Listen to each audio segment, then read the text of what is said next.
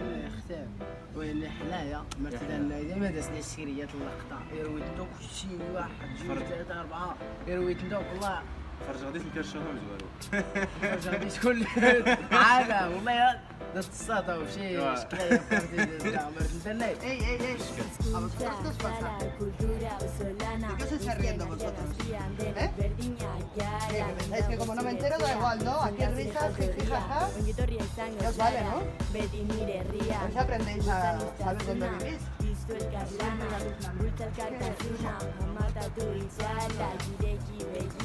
Así es.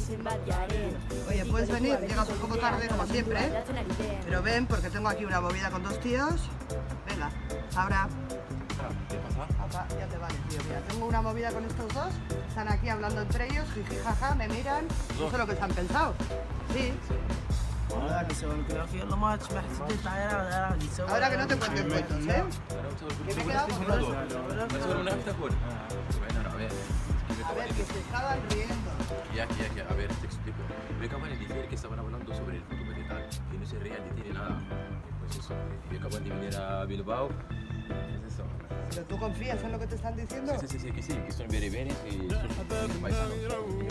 Sí, que son. Oye, pues, lo siento, pero como no os entiendo, a veces os pasa eso, ¿no? Que cuando no te entiendes, piensas que estás hablando mal. Lo siento, chicos.